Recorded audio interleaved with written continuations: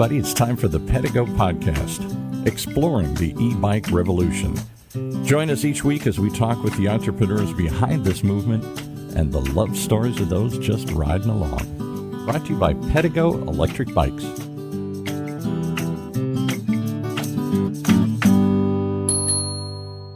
Well, welcome everybody to the Pedego Podcast as we explore the e-bike revolution with the entrepreneurs driving the whole thing. And today, we got somebody driving in a couple of lanes. I didn't know that's legal or possible here. But we have Jordan Clark with us today, who is a multiple entrepreneur, runs multiple business, one of which is a Pedego Electric Bike store in Summerlin, Nevada, right outside of Vegas there. Welcome, Jordan, to the show. Thank you very much, Paul. So glad to be here. So let's explore this. We've had lots of people who this was their second act. They were an airline pilot. They retired. Now they want to do something fun. They were a banker. They retired. Now they want to do something fun. You want to do multiple fun things all at once. You're not that scenario where I quit one and I started another, right? Absolutely. It's funny, when I look back at my career, I think most of it comes down to the ability to think. So while I worked for other people in my lives and had a great time doing that, the one thing that was always missing was the ability to think for myself. I was always thinking about the business that I was working in for someone else on their behalf.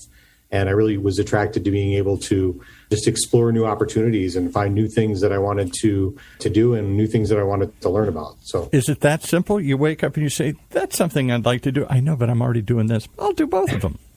Well, it didn't quite evolve that quickly because I do a lot of research to make sure that it's the right fit for me. But as I have mentioned to many people, I am super fortunate to be able to do two things that I'm extremely passionate about. So I don't work anymore. I literally have fun every day. The only problem that I have in my life is that there's not enough time in the day to do all the fun things that I want to do. So, that's the problem. Just got to give up that stupid sleeping stuff here. And if you could only I was thinking about that, but I can't figure out how to make that work. So. All right. So let's unpack some of this here for everybody tuning in saying, what the heck is he doing?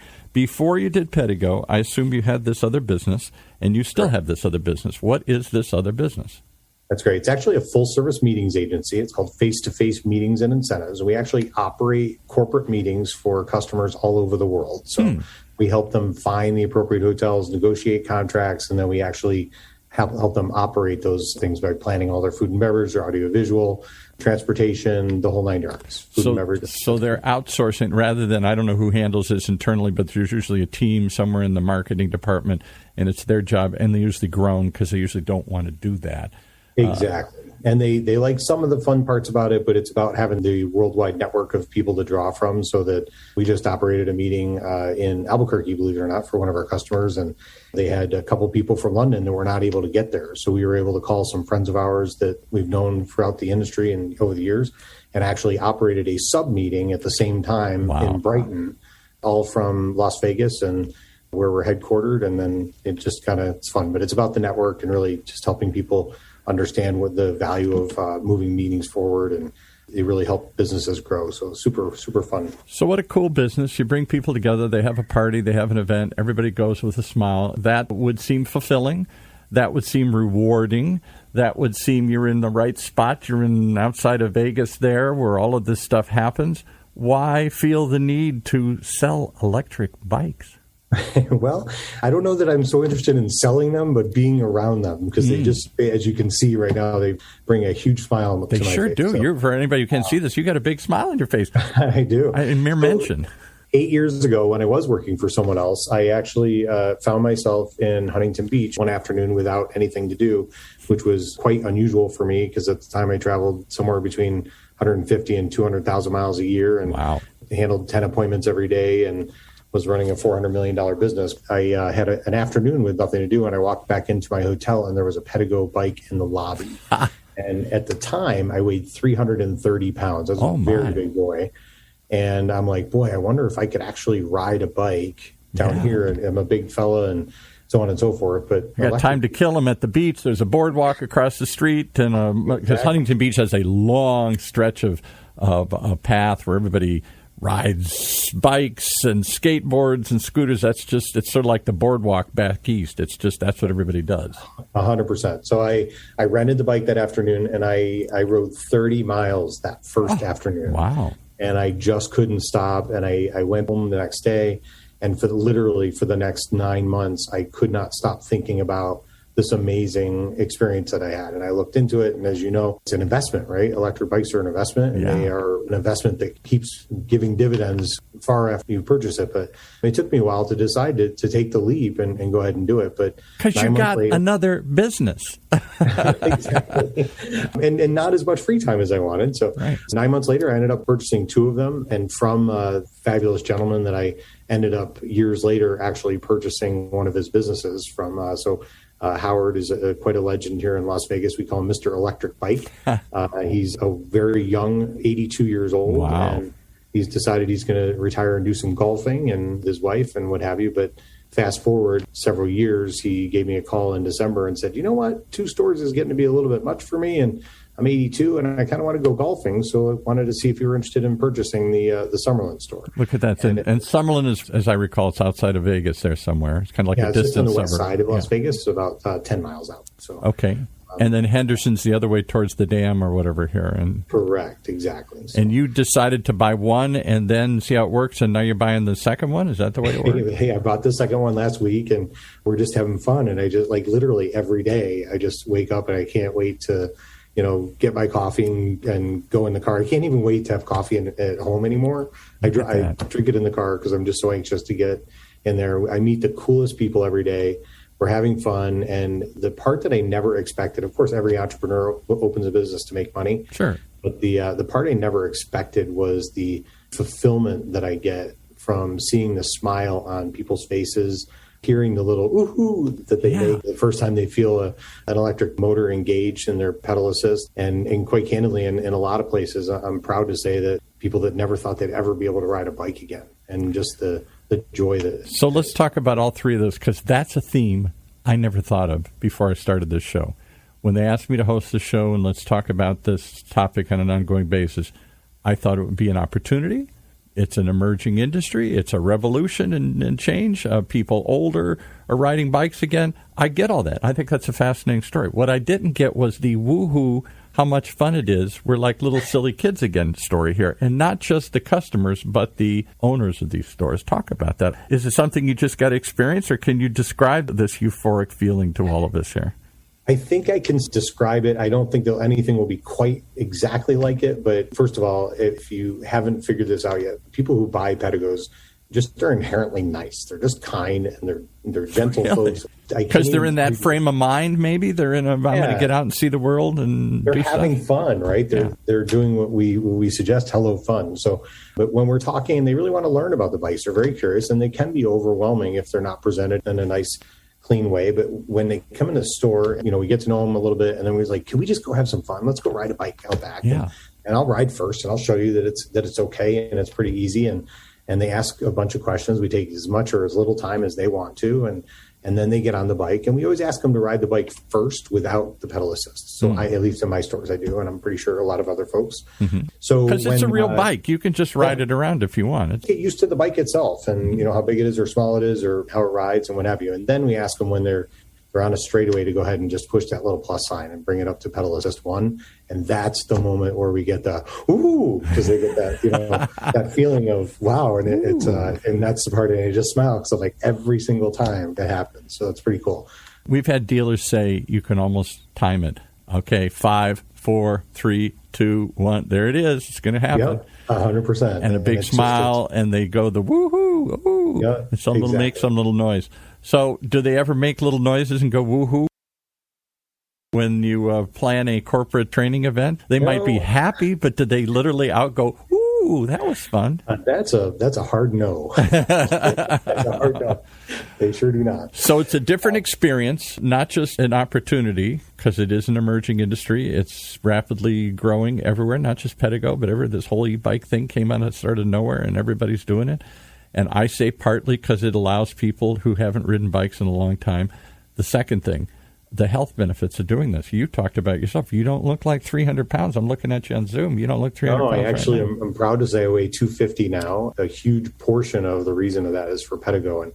And this is a concept that's really difficult to explain concisely, but I'm going to try to make it brief. Yeah. I'm a huge fan of sitting on the couch and watching TV. I love that. Okay. I'm great at it, by the way. I'm quite You're world class. I heard you're one of the world class athletes when it comes Absolutely. to yeah. I hold down couches like no other. However, after I got my Pedego bike, for that other business, I would mail out a bunch of little boxes, and I would put them on the washer and dryer on the way out to the garage. And that way, the next time I went to drive somewhere, I would put them in the car and I'd take them to the post office and mail them. Sure. And now when I got boxes ready, like there was no more couch. I was strapping those boxes down to the back of my bike and I was driving them down to the post office. And there's a big hill, by the way. The post office is way down at the bottom of the hill for me. So the way home was always an obstacle in my mind. People call Pedego Electric Bikes hill eliminators, which is also very true. Right. But I also call it an obstacle remover. Like I just never think about how I'm going to get somewhere, which route I'm going to take, whether or not I'm going to be fatigued when I get there, or if I can make it, or what have you. If I want to go somewhere, I hop on my bike and I go and I explore and I'm having fun and I'm in this hello fun zone, if you will. I'm going to use that. I've never heard that described that way, an obstacle eliminator, because we all have obstacles that keep us from doing things. I'm too old. It's too far. It's not nice out or whatever. I got 100 excuses, obstacles that I can't overcome. I would do this, but, there's a hill there. I would do this, but I'm old. I would do this for one of 100 reasons. And you're saying the Pedego takes a lot of that and just eliminates it. Absolutely. And then, I'm a busy person, as you can tell from even like I don't sit still very often. And when I do, I couch potato thing, but from one extreme to the other, doing everything and doing nothing. That's actually very true. But, as Don DiCostanzo says, we talk about non-electric bikes as acoustic bikes. But I used to Somebody said that. I thought like an acoustic guitar. I thought that was cool. Outstanding. Yeah. But when I did ride my acoustic bike, I had limitations. I had limitations on how far away I could get from my home. And then after a while, and I've always loved to ride bike, but I still was riding the same stuff every day. And then it's just like walking around your neighborhood. It's nice, it's fun, but after a while, you've seen that house 7,000 times. I never thought of it, because you find the path that works. I know this is safe. I know I can get there. There's no obstacles. It's a route that I can do, but after a while, is it just an exercise bike and I'm going around the track, the same path, or is this an exploratory vehicle? Is this? We had William Shatner on. He says, this is like the epitome of Star Trek, the final frontier, crossing areas, worlds we've never seen before here. For him, it's just getting back out at 90 and going around different places. The guy is amazing. He doesn't look 90, does he? He sure doesn't. No, it's startling. I said he's really redefining aging for all of us. Now he went up in a rocket ship, for Pete's sake. And it's something funny I said at the end of the show, and I think it's so true, at least was for me. Men of a certain age, I grew up watching Star Trek and then all the series he did after that. Same. Love him or not, you just can't help but smile when you say William Shatner. He just always puts a smile on, because he's just, I'm going to do what I'm going to do, and I'm going to do it my way, and nobody's going to stop me, and I just keep going and going and going. And that's what I think is so amazing. You want to do spoken word records? I maybe can't sing, but I'll do spoken word records here. It just, nothing stops him. I love that. Engage. That's the word. Yeah, right. So, engage, like the Star Trek. Engage. All right, so we're engaged with this story. How do you do both? How do you run around setting up meetings and ride an e-bike and get others to ride along? Well, it's interesting you ask that, because I get asked that question a lot, and it really comes down to something that sounds very cliche, but it is absolutely not. I truly have really only done one thing well in my life, and that's surround myself with great people. And the team that I have in Summerlin, for one, is just amazing, and they are so excited about the expansion, because they see and they all feel the satisfaction that we get from pleasing all these people and delighting them with customer service and so on and so forth. So they're all a part of the expansion. I'm a very transparent business owner. Everybody gets to know everything about everything that we're doing. There's no secrets. We work together as a team. We don't do any titles. Everybody's responsible for two things, and that's selling bikes and delighting customers, and that's it. So, So they were all very excited about that. And then on the face-to-face side, there's a team of 7 folks that are extremely active in that organization, including my right arm, Adrienne Bellesa, and she's, for all intents and purposes, the chief operating officer for. Give her a shout out, absolutely. Don't keep them in the shadows here. No, All right. You bet. We had somebody on. We do about 20 different business shows here on the station. We stream out of the University of California, Irvine's Beale Applied Innovation Center. So lots of innovative companies we do shows with, like this podcast, conversations about industries and worlds that most of us have never seen. We had somebody that was on that had their business acquired by, who's the great investor, Warren Buffett, Berkshire Hathaway. And he said it's a big collection of little companies. What he meant by that is when Warren comes in, he personally says, "Hi, how are you? I'm Warren." It's not just he sends in some people and you never see him. He says, "I'm not going to change what you're doing. I'm buying you because of what you're doing. I'm just going to give you more assist, like the pedal assist. I'm going to give you a little assist to go further. But I don't want to replace you. I don't want to restrain you. I don't want to guide you. I'm not here to micromanage you. I want you to do more of the same with more resources." Yeah, absolutely. And everyone that works on my team, and they know, they're very clear that ownership is not taking possession of something. Yeah, it is, holding yourself responsible for something, and they are all involved and responsible for things. And if they need to be micromanaged, then they cannot work on our team. So the other thing that struck me, you said three things. One is this whole idea of it's fun, and people go, woohoo, you do, and others do. That's not something most of us get in most business experiences. True. And the other is it has a real positive value. It gets people out, they get healthy, they get active. All these ones, particularly now, everybody's shut in and shut off and everything here. You feel like, wow, I'm not just selling washing machines. I like it. I'm glad you have a happy washing machine, but there has some impact to this, not just clean clothes. And the third thing is this connection that you all guys seem to get with your customers, where they come by later and say, "Hey, how you doing? Riding by. You want to go for a ride?" It's fascinating, and it's the biggest problem that I have in our business is people stopping by to say hello. Then I'm all in. I mean, it's just they come by, they have coffee, they chat, and it's probably always at like the worst possible time. Yeah, exactly. I'm in the middle of something here. Absolutely, and I don't care, because at the end of the day, they're fascinating people. And what I find particularly interesting is not only do they have a strong connection with the store, they all have their very favorite employee at the store that they always try to get there when that person's working. And the most fascinating piece is that a lot of them know each other, and they're not in the store at the same time, and they ride together, and they've referred each other. We are really building fun communities is really what it comes down to. There's something strange about that to the rest of the world. When I bought my washing machine, I'm grateful. I might even refer somebody, "Hey, go get the washing machine from Jordan over there." But I don't go check in and say, "Hey, I got my washing machine. You want to come take a look at it?" I don't go to other washing machine stores. I don't go to wherever I bought it at Sears. I don't travel around country and just stop in. "You looked at my refrigerator today, sir?" "No, I have one of your refrigerators. I just want to come by and say hi. I live in another state." Paul, I'm glad you clarified that, because I would actually think that would be pretty odd if you did do that. So, yeah, right. I'm kind of glad you don't. But in Pedego, we're lucky to actually it's the community that we have is, we had a big party with the Pedego Palooza here 2 weeks ago to celebrate Howard's retirement.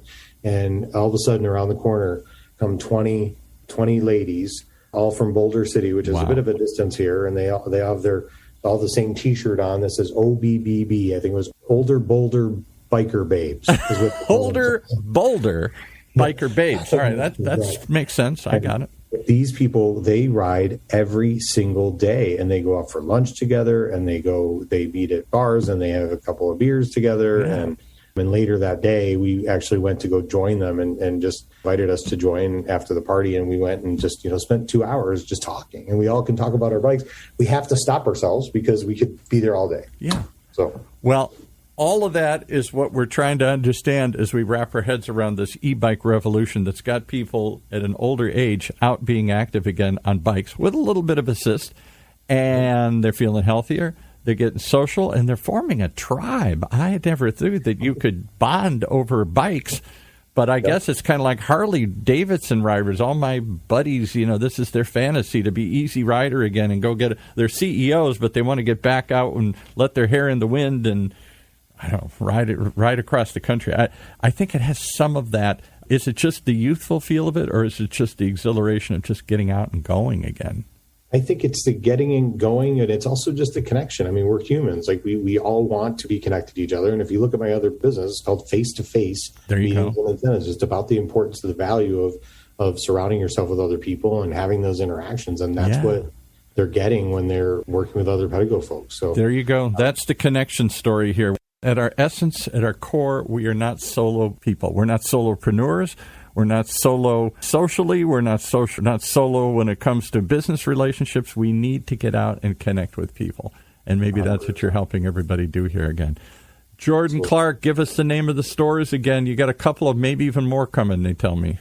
Yes, indeed. So we have the fabulous Pedego Summerlin over on the west-hand side, Las Vegas. We have the amazing Pedego Henderson, where I'm located right now for this show. Not just the regular one. We got the amazing one over here. Okay. Well, it's fabulous, right? Because we're in Vegas, so everything is fabulous. Yeah, that's right. Fabulous. Amazing. And then actually later this month, we're going to be opening Pedego Lake Las Vegas, which is going to be primarily it's located right on the River Mountain Loop Trail, which is a 34-mile trail that overlooks Lake Mead, has 5 tunnels, and then connects with Lake Las Vegas, Montelago Village. So you can go on a nice 3-4 hour bike ride on your Pedego and then come back and have a nice Italian lunch overlooking Lake Las Vegas or Mexican lunch or whatever. You got a problem, Jordan. Everybody who hears this, you've just got a whole bunch of old Boulder biker babes that are going to start riding over to take this long trail. Yeah. I can't wait. That's great. All right. Well, thank you for joining us, Jordan Clark, a man of many talents and a man who got on a bike and couldn't let go and decided to open not one store but a couple of stores while keeping his other business going. That's a pretty amazing story. Thanks for letting us ride along here today. You bet. Hello, fun. Thanks a lot. All right. Well, there you have it, folks. The one reason you got to tune in each and every time here as we continue to ride along on the e-bike revolution. It's the Pedego Podcast, brought to you each week by the good folks at Pedego Electric Bikes. Tune in and ride along as we talk with the entrepreneurs behind this movement and the love stories of those just riding along. Right here in Orange County's only community radio station, octalkradio.net.